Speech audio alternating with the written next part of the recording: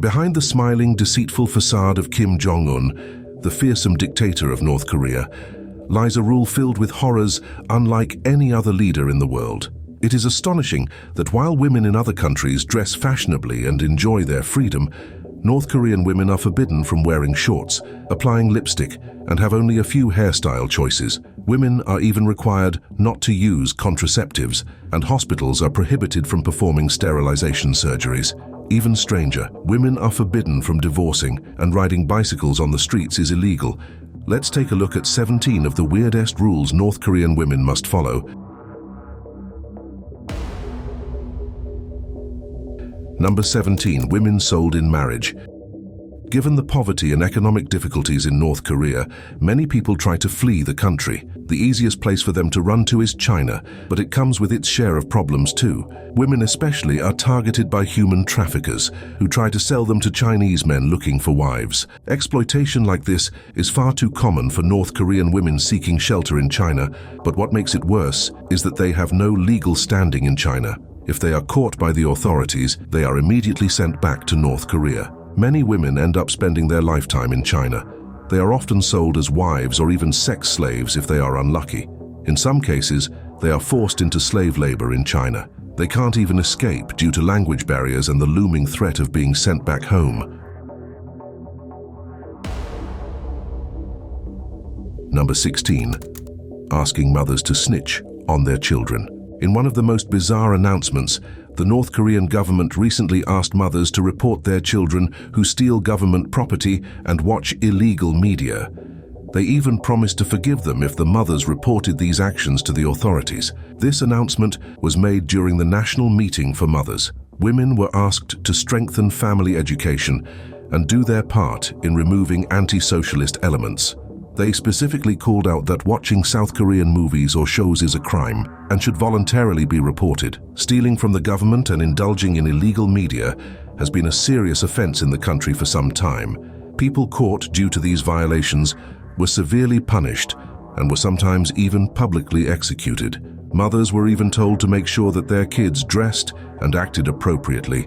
Even with the reassurances that they would not be punished for reporting their children, most people were not convinced. They just see it as another way for the government to control young people in the country.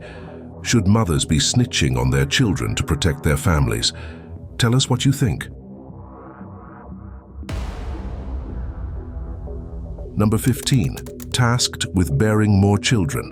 Getting a detailed read on the North Korean population is extremely difficult, but estimates are that there has been a steady decline in the fertility rate for the past 10 years. This is particularly concerning for them as they heavily rely on manual labor to keep their economy afloat. The supreme leader, Kim Jong-un, declared that it is the duty of women to counter the fall in the birth rate of the country.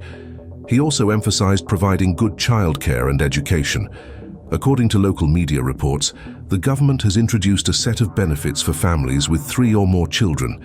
They can avail of free housing arrangements, subsidies, free food, medicine, and household goods. There are also educational perks for the children of these families. Before these benefits were announced, most families in North Korea didn't have more than one child.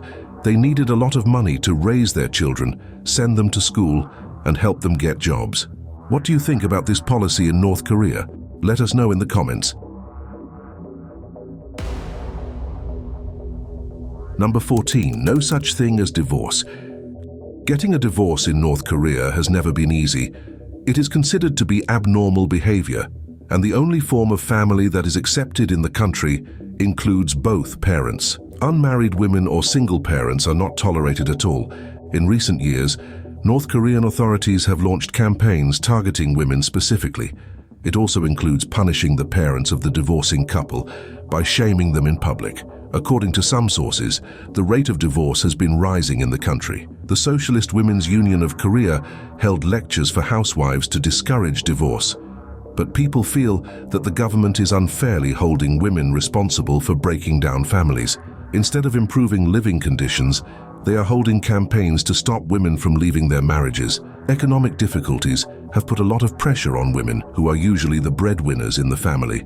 Men have government-assigned jobs, which pay meager salaries, and it is not enough to support a family. Women, on the other hand, run businesses like food or craft stalls in a market. So if their husbands fail to pull their weight, they choose to divorce them and move on with their lives. Number 13. Ban on riding bicycles. Before 1992, bikes were completely banned from the streets of Pyongyang.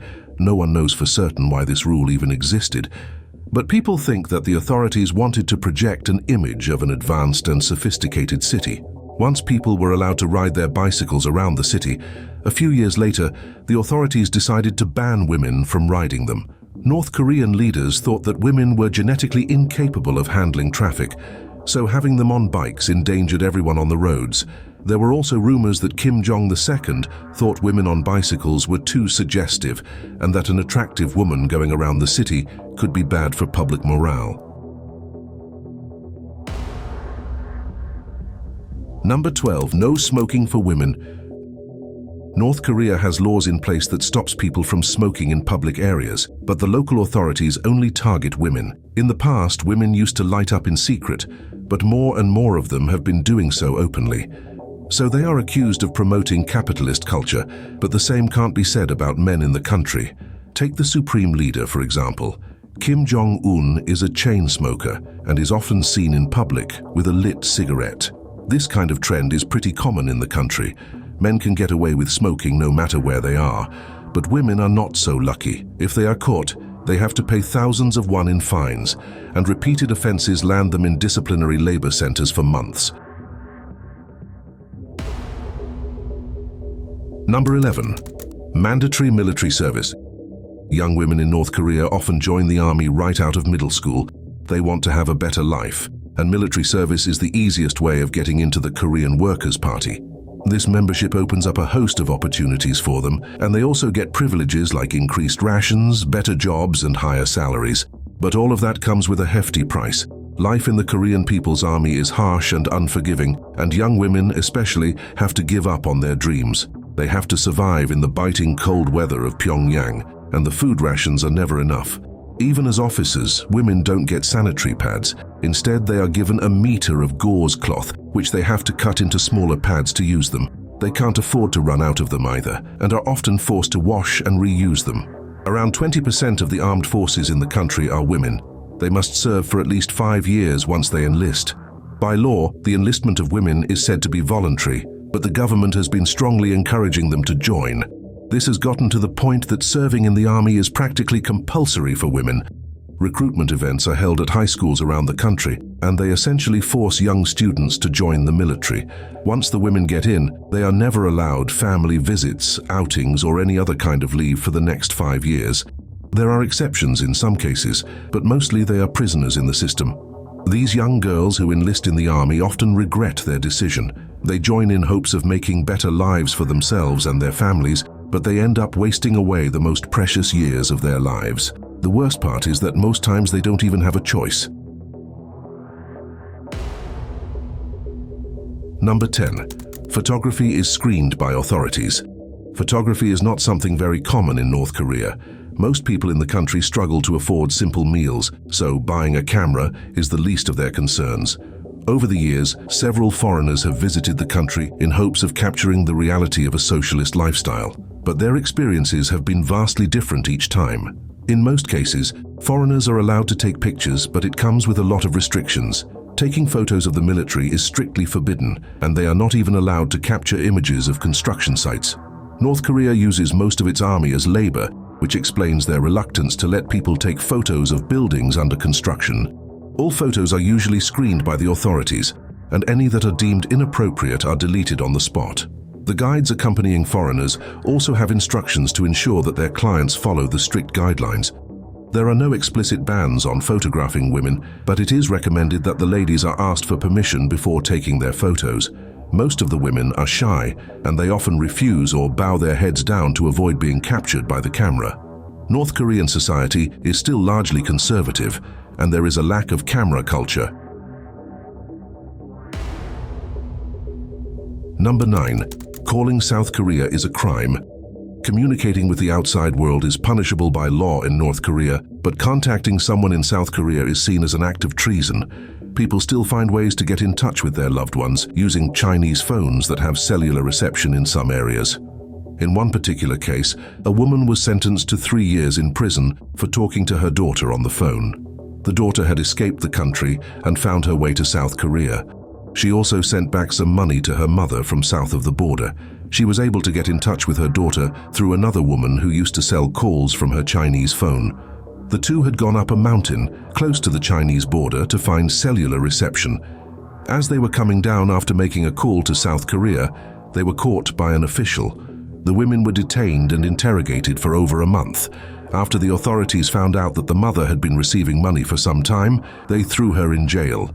They also imprisoned the woman who helped her in making calls, but her sentence was only for a year. Bribing officials is fairly common in North Korea, and rumors are that the woman with the Chinese phone paid to get a reduced sentence. What do you think of this situation? Leave your comments below. Number 8. Unmarried couples in labor camps. The North Korean government targets couples who live together but have not been married. They say that people like these are poisoning the country's socialist society. For their crime of living together, they are sent to labor training camps. The duration of their sentence varies based on how long they have lived together without entering a legal marriage bond. It is actually the women who prefer to enter a live-in relationship without officially tying the knot. In many cases, an unmarried woman has more rights than a married one. Domestic violence and marital rape is far too common in North Korea, and the authorities don't take these crimes seriously. If a husband beats his wife, the law enforcement is likely to just shrug it off. But if the couple is not married, the authorities will usually punish the man. Entering into a relationship with getting married also gives the women a lot more financial freedom. Since they are the main breadwinners, they can do whatever they like with their hard-earned money. However, these kinds of relationships are seen as influences of the West, and the government will do anything to root them out completely.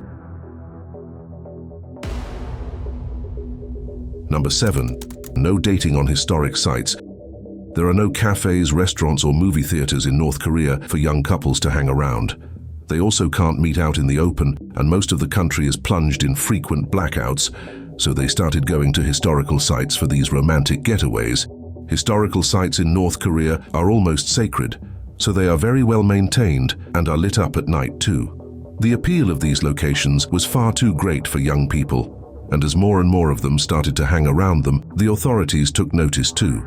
This resulted in a severe warning to stop this behavior, which is considered as disrespectful. There are a lot of historical sites in the country, and almost all of them are associated with their past leaders.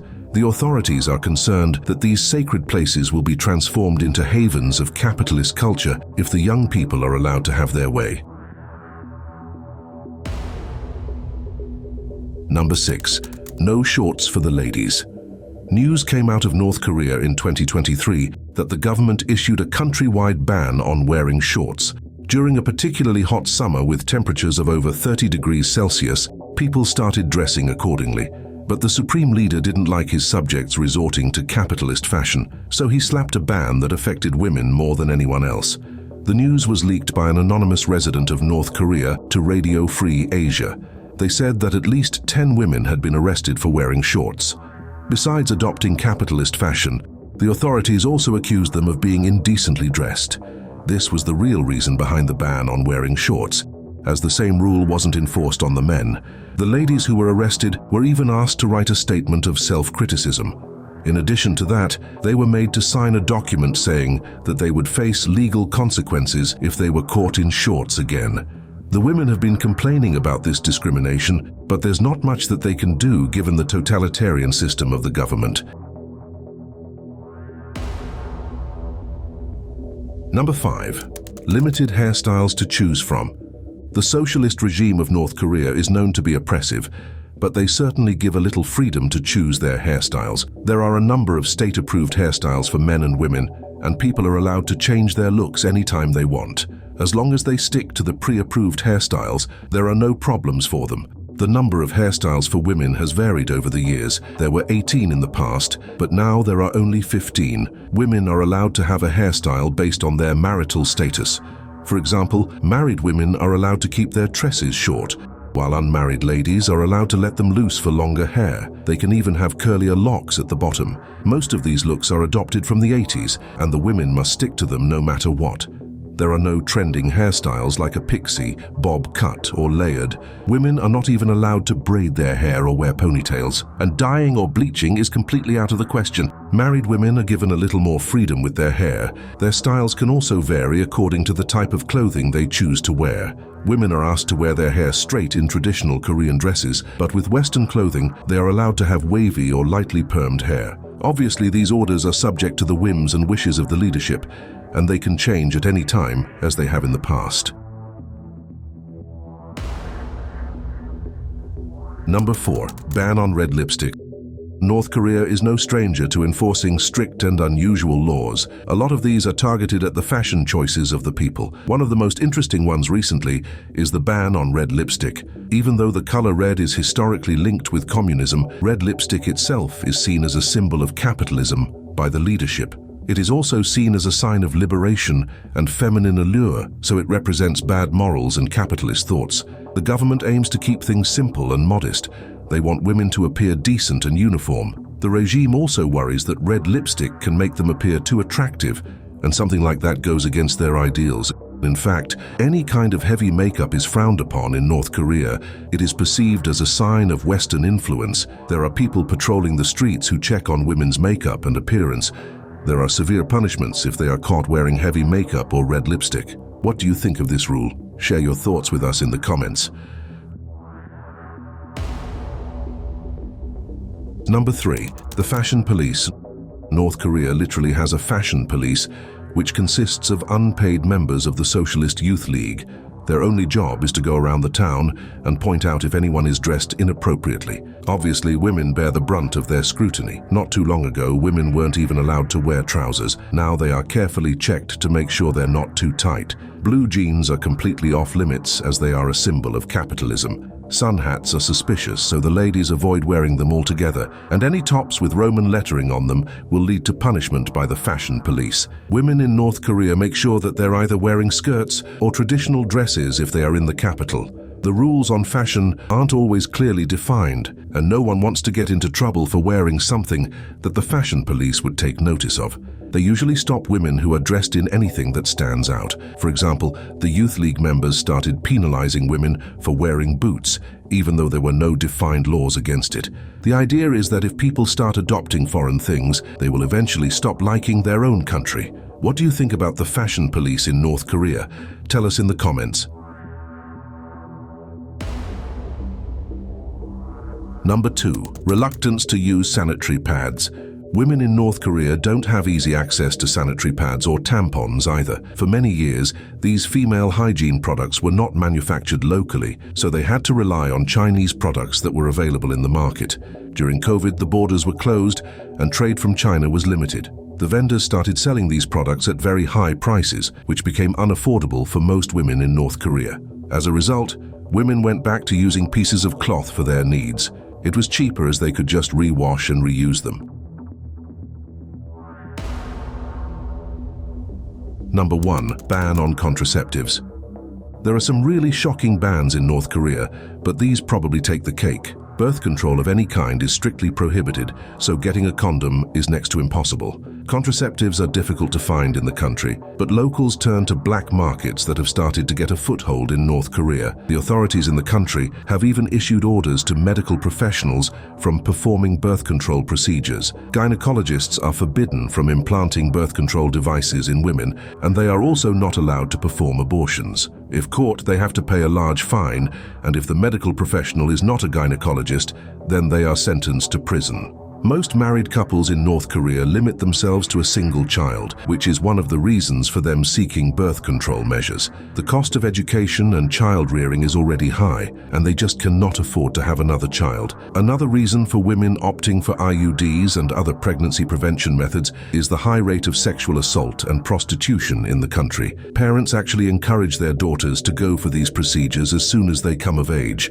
Even though the government is trying to ban out birth control completely, chances are that abortions and other procedures would be performed in secrecy. We hope you enjoyed this video. Don't forget to subscribe to our channel. Click on the screen for more content like this. See you in the next one.